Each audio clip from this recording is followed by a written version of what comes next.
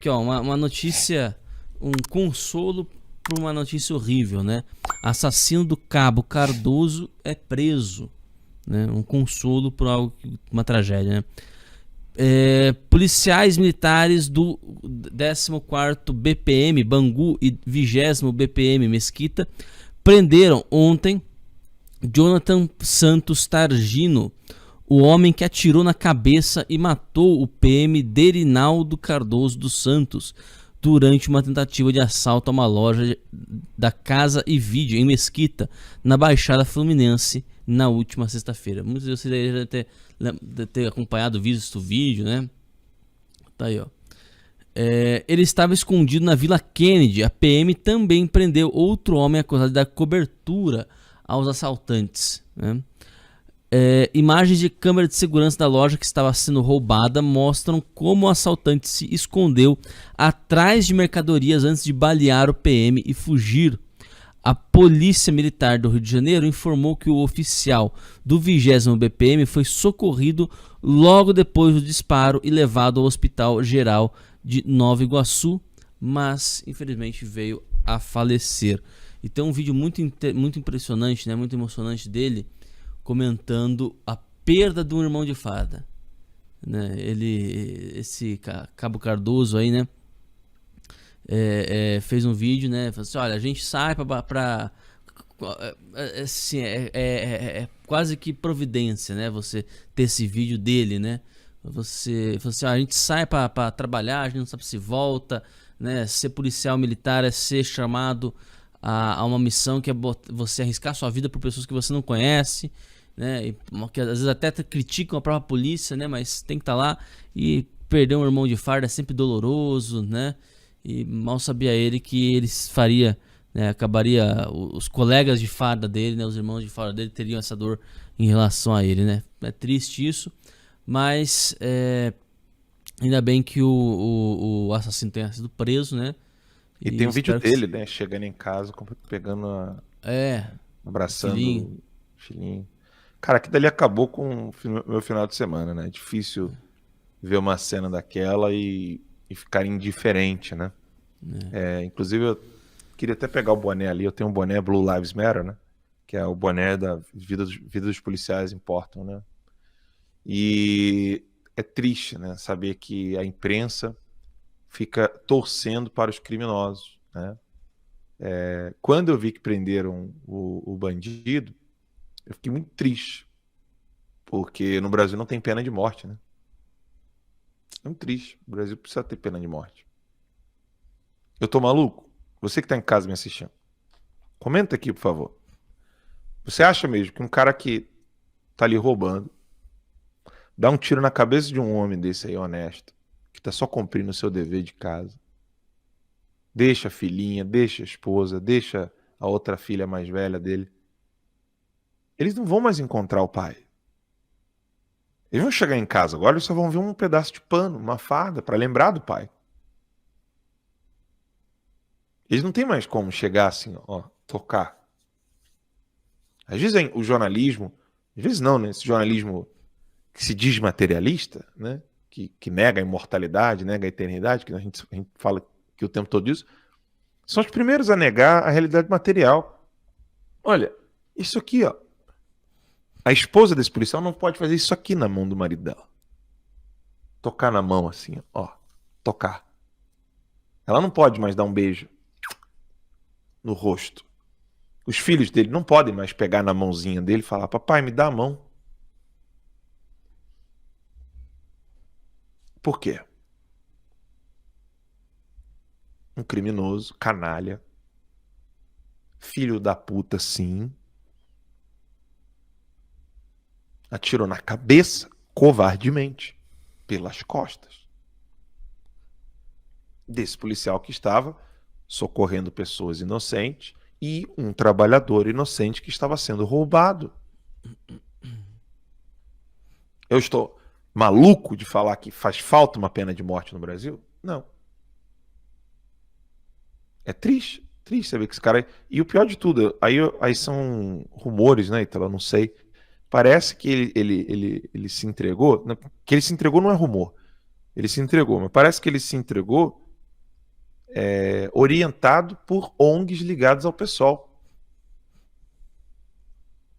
Como ele deveria se portar, como ele deveria de falar. E aí o próprio delegado do caso, infelizmente seguindo ali a lei que o Congresso aprovou, né, puniu os policiais que filmaram o momento da prisão, né, e o momento que levaram esse criminoso para a cadeia. Alegaram tortura, vilipêndio, exposição, que não sei o que, blá. Aí eu volto, você é policial? Eu volto, deixa eu pegar o nome do outro policial. Ah, não posso falar o nome dele publicamente, não. Mas quem quiser me procura lá no Telegram. Né? Eu avisei que eu vou ajudar um policial, não vou nem falar o nome do estado dele ainda, a criar uma revista e uma ONG para ajudar policiais. O cara vai lá, cobra R$ 9,90 por mês, R$19,90 por mês, ele consegue criar uma revista, consegue gerar fundos, escrever artigos para poder apresentar ao Congresso, etc. Eu já falei disso outras vezes, mas já está sendo feito. Eu esqueci aqui que eu não posso falar o nome do policial. Mas, até quando a gente vai ficar sofrendo uma coisa dessa? Esse vilipêndio. É triste, gente, porque só quem perdeu sabe. Não adianta a gente postar indignado. Isso não chega até a experiência que essas pessoas estão sentindo. Nós não sabemos o que é perder um pai policial se não tivermos um pai policial morto. O máximo que a gente pode tentar é imaginar qual seria a dor dessa esposa, a dor desse filho. De um homem cuja a própria profissão é derramar o próprio sangue por nós. Por nós. É inadmissível. O sangue que deveria estar derramado era o do criminoso. Ponto final. Chama atenção o vídeo também da menina, da filha dele mais velha. No funeral. No funeral, e uma das coisas que mais me chamou a atenção é o fato dela dizer que reconhecia o heroísmo do pai, sabia dos riscos que a profissão dele oferecia, porque ele tinha ensinado isso para ela, que ela sabia que deveria mesmo assim continuar lutando e seguindo com o legado dele em caso de morte dele. A gente, particularmente eu, fiquei muito emocionado pela forma contundente que ele não era somente um policial que estava defendendo a população, o pagador de impostos, mas também como ele cuidava da sua família, como ele defendia a sua família, como ele educava a sua família, como ele deixou um legado. A narrativa desse discurso dessa menina, para mim, vai ficar como exemplo de, além de um excelente policial, de um pai brilhante que zelava e cuidava da sua família com muito brilho, com muita honra. E o exemplo do que ela falou, a Bíblia diz que a boca fala do que está cheio o coração. E eu percebi que quando ela falava, debruçada em cima do caixão, ela falava de verdades que o pai dela ensinou enquanto estava vivo. E para mim esse foi o maior legado do Cabo Cardoso, pelo menos para a minha vida, e que eu acho que eu tenho que tornar isso possível nas famílias, na minha família, e dizer isso para vocês aqui, com toda a dificuldade que tem de falar e relatar, embargar a voz nesse momento aqui, mas o grande exemplo da filha dele, para mim, é o que vai ficar marcado esse episódio. Parabéns aos policiais. Realmente incomoda quem está trabalhando honestamente, quem está prendendo bandidos, quem está colocando esses bandidos na cadeia, e incomoda também a população de bem, o judiciário que muitas vezes solta esses bandidos e que dá cobertura para esses bandidos. É isso que incomoda no Brasil. Parabéns aos policiais, que Deus abençoe vocês. O Rio de Janeiro, a gente sabe das lutas difíceis, terríveis, mas desejo a vocês sorte, coragem sempre e obrigado a todos os policiais militares do Brasil, as Forças Nacionais de Segurança, todos os lugares, essas pessoas que dão a sua vida para defender as famílias brasileiras.